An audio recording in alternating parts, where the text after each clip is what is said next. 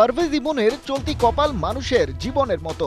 আরব আমিরাতের বিপক্ষে প্রথম ম্যাচে সেঞ্চুরি, পরের ম্যাচ আসতেই ইনজুরিতে কুপোকাত। তারপর ৩ নম্বর ম্যাচে ফিরলেন, আবার বলা যায় ফিরতে পারলেন না, কারণ প্রথম বলেই নিজের উইকেটটা খুইয়ে বসেছেন ইমন। টস হেরে প্রথমে ব্যাট করতে নামা বাংলাদেশের আরেক প্রান্তে অবশ্য ইনফর্ম তানজিদ হাসান তামিম। তার এক একটা ছক্কা যেভাবে বাউন্ডারির ওপাশে আছড়ে পড়ছিল, তাতে বাংলাদেশের মধ্যে তোদের দেখিয়ে দেব অ্যাটিটিউড চলে আসতেই পারত, কিন্তু বিধিবাম। একটা করে ছক্কা আর ৪ মেরে লিটন দাস বিদায় নিলেন ব্যক্তিগত ১৪ রানে। ক্যাপ্টেনের কপালে চিন্তার ভাঁজ, এবারও যে পরে বোলিং করতে হবে তাদের।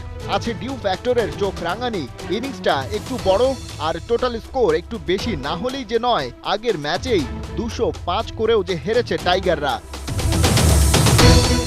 লিটনের দুশ্চিন্তা বাকিদের মধ্যে সঞ্চারিত হলো কিনা কে জানে। তাওহিদ হৃদয় এলেন আর গেলেন, শেখ মেহেদী ও স্কোর বোর্ডে যোগ করতে পারলেন না ২-এর বেশি রান। শেষ দিকে জাকের আলী অনিক হাল ধরলেন বটে, ৩টা ছক্কা হাঁকিয়ে আশাও দেখাচ্ছিলেন, কিন্তু ওর ইনিংসটা ৪১-এর বেশি এগোলো না।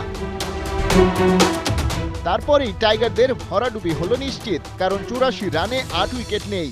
সব আশা ভালোবাসা ততক্ষণে হাওয়ায় উবে গেছে কর্পূরের মতো। তবে শেষ হইয়াও যেন হইল না শেষ বাংলাদেশের ইনিংস, কারণ টেইলে হাসান মাহমুদ আর শরীফুল মিলে ১২ বলে করলেন নট আউট ৩৪ রানের পার্টনারশিপ। ৩টা ছক্কা মেরেছেন হাসান, স্বাগতিক বোলারদের জন্য হয়েছেন আউট অফ সিলেবাস। বাংলাদেশের বোর্ডে ২০ ওভার শেষে ১৬২ রান। আগের দিনের তুলনায় টার্গেট মামুলি, ৯ রানে ওদের ক্যাপ্টেন মোহাম্মদ ওয়াসিমকে ফেরান শরীফুল। তারপর যেন শুরু হয় ইউএই ব্যাটারদের এক নাগাড়ে তাণ্ডব। আরেক ওপেনার মোহাম্মদ জোহাইব রিশাদের বলে আউট হওয়ার আগে করেছেন ২৯। তানজিম সাকিব রাহুল চোপড়ার উইকেট পেলেও হতে পারেননি খুব একটা খুশি, কারণ ম্যাচ ততক্ষণে হেলে পড়েছে প্রতিপক্ষের দিকে। সেখান থেকে আর কোনো মিরাকল ঘটানো সম্ভব হয়নি বাংলাদেশের বোলারদের পক্ষে।